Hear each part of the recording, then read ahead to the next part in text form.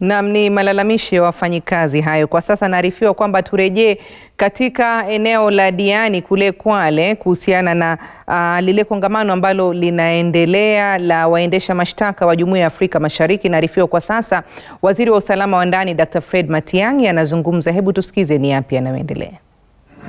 I wish to welcome you and add my voice to those colleagues who have welcomed you here already, because East Africa is our collective home. And what happens in this city affects most of East Africa. We are very happy to have you, and on behalf of my colleagues from government, some of whom have spoken before me, I would like to ask you to feel at home and enjoy this city as much as you can. I will then proceed to make my keynote speech by summarizing it in 5 points, DPP. Number one, a lot has been said about the interrelationship between our institutions and the challenges we face in dealing with transnational crime. Much of that transnational crime has been described here by various speakers who have gone before me. So my first point is that we do not have the luxury of institutional and national silos in fighting transnational crime. But we long lost the days when we could spend time in our respective silos, protecting turf, and wondering why people who either are not prosecutors should be asking us questions about what we are doing, or people who are not criminal investigators are interested in what we are doing, or people who are not the Attorney General are interested in what we are doing.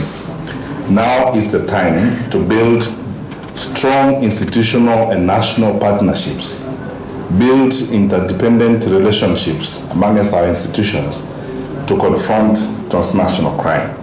None of us is safe because the transnational nature of the crimes that we are dealing with are such that unless we work together, unless we collaborate, unless we support each other, we will not succeed.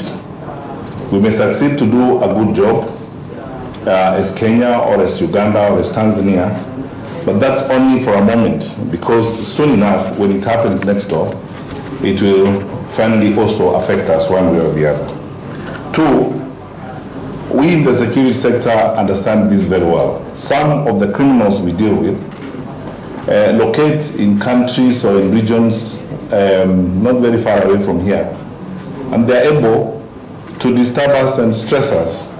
So the deployment of resources, ladies and gentlemen, I think is critical. It's now time for our regional organizations to think about spending resources in an integrated way to deal with crime. I want to call upon the East African community and this association to look at ways of putting together resources we can spend across borders. It's not enough to have budget in Tanzania or budget in Kenya or budget in Uganda.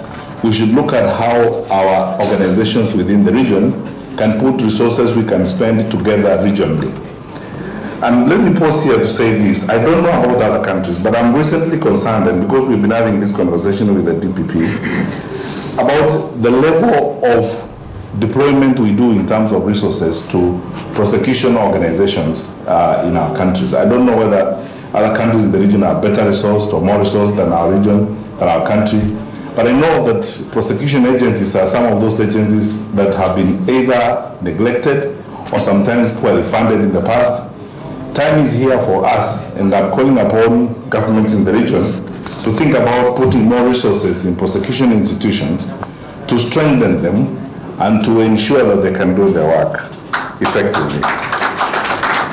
On our part, as government, we have been supporting the independent office of the Director of Public Prosecutions, and I think and hope DPP that we will be the first country within the region to come up with a fully fledged independent training institute for prosecutors. Three, I want to urge that we collaborate in research and we connect resource sites. Again, when we're poorly staffed and poorly resourced, the first challenge is to build the capacities of the organizations that we lead. Since we are so endowed within the East African region to have so many higher education institutions, I would like to plead that we do everything we can to build relationships between prosecution organizations and various resource sites.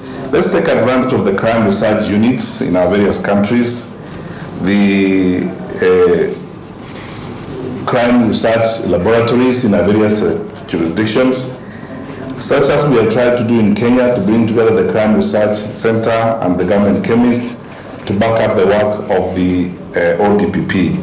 And I ask that we do the best we can to support prosecution institutions.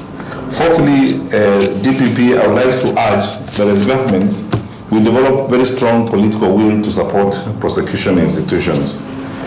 Let's face it, the reason why many prosecution institutions are always starved of resources, or the reason why many prosecution institutions are weakened, is because there is no political will to support them. Because prosecutors are oftentimes perceived as probably the enemy around the block. I noticed, and I'm just saying this tongue in cheek, when we had a national celebration the other day at State House, I don't know whether some of you noticed this. During lunch hour, the table that the DPP and the DCI sat was empty. No one wanted to go and sit at that table. Just sitting on that table on their own. The big people in government who talk about money and budgets didn't want to go and sit near that table. I don't know why. I guess AG, you probably know, but anyway, I think it will be important as we go forward to support prosecution institutions by developing and giving the sufficient political will to back the work they do.